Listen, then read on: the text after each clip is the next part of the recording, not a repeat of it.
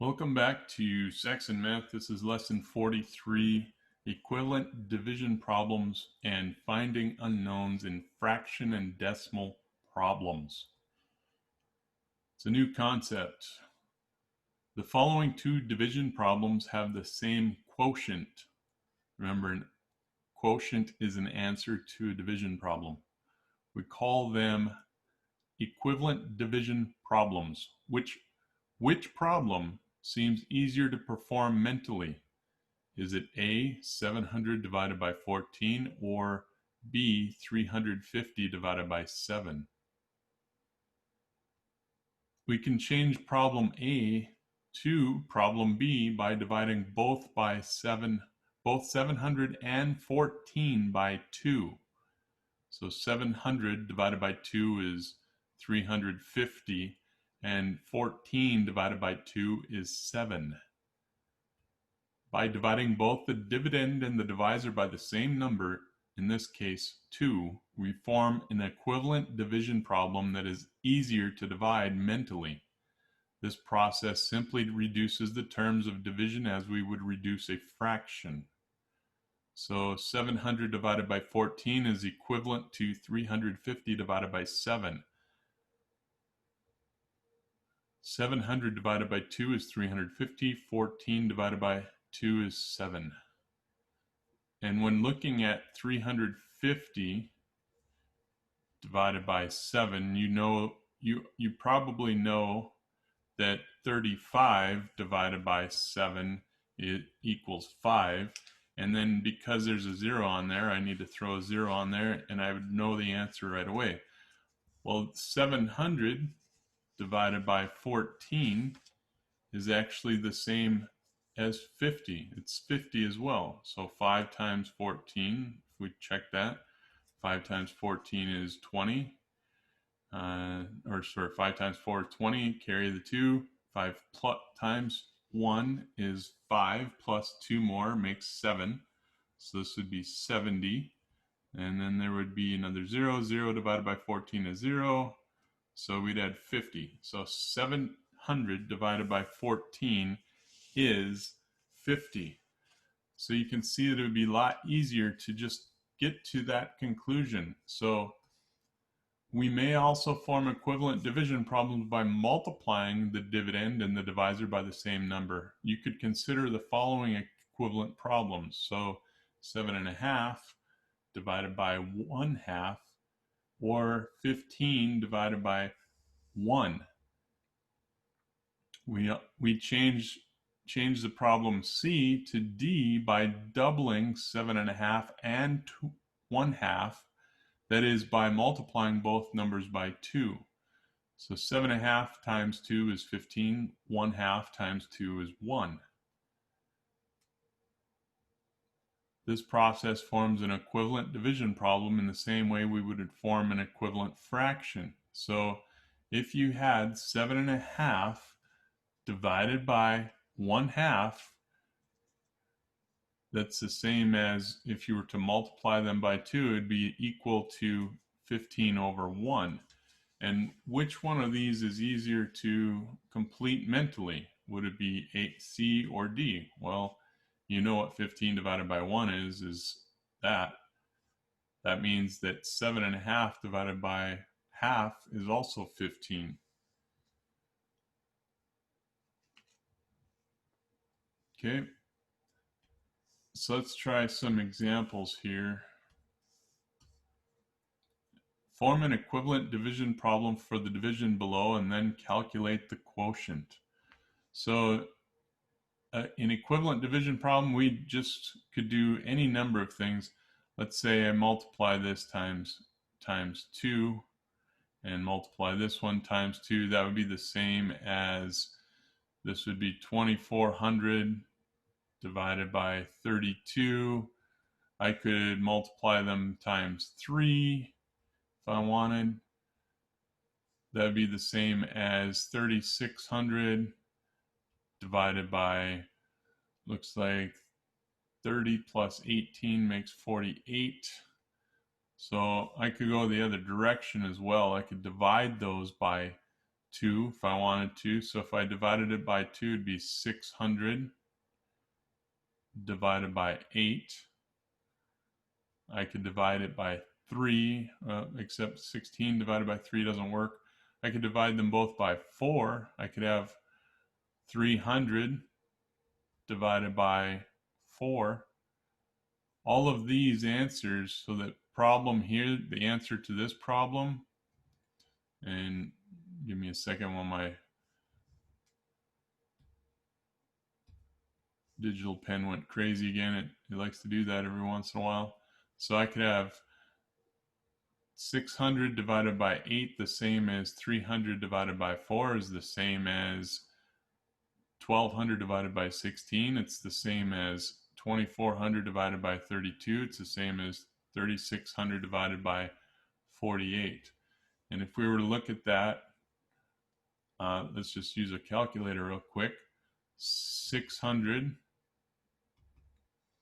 divided by 8, that equals 75.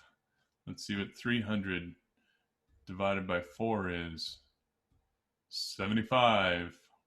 What about 1200 divided by 16? 75.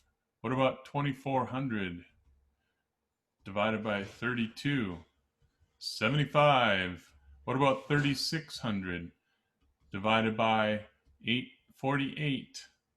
75. So you can see clearly that all of those make the same answer of 75. So instead of dividing 1200 by the 2-digit number 16, we can divide both the dividend and the divisor to form equivalent division of 600 divided by 8, and then we could calculate that. You might even be able to do that mentally, but if you can't, 600 divided by 8, 7 would go in there and be 56. You have 4 left over, bring down the 0.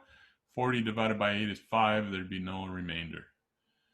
Both quotients are 75, but dividing by 8 is going to be easier than dividing by 16, because if it's 16, it's just a larger number to work with.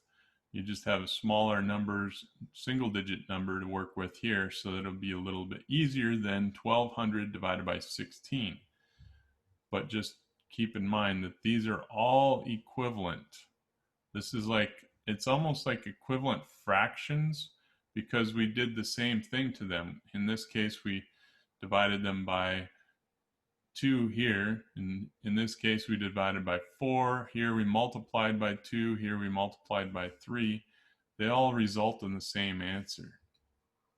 Example 3, solve d minus 5 equaling 3 2/10. So in this one, it's an unknown and fraction decimal problem. So all we need to do is recognize that if we were to add 5 on this side, that eliminates the numbers, and we have to be fair and balanced because it says it's equal.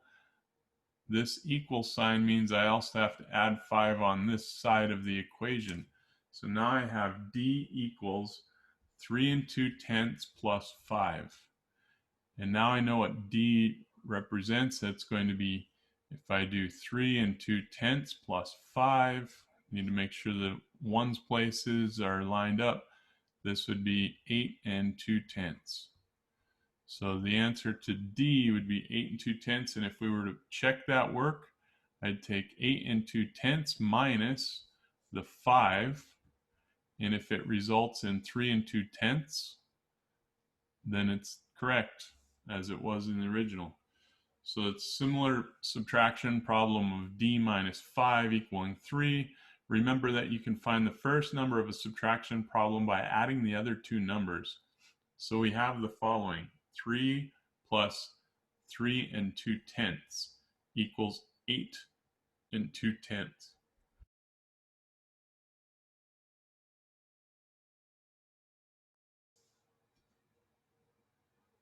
Example 4, f plus 1/5 equals 4/5. So if I want to subtract 1/5 from this side, I'm going to subtract 1/5 from here. I also have to do subtract 1/5 from this side.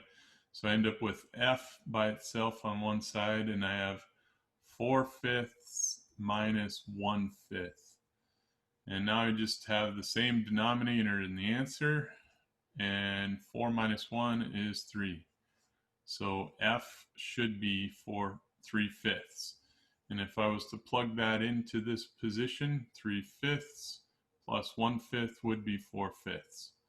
So that's probably the easiest way to look at that. We're just going to move on. Example 5. 3/5 times n equals 1. This is very similar to some of the problems we've had in the past.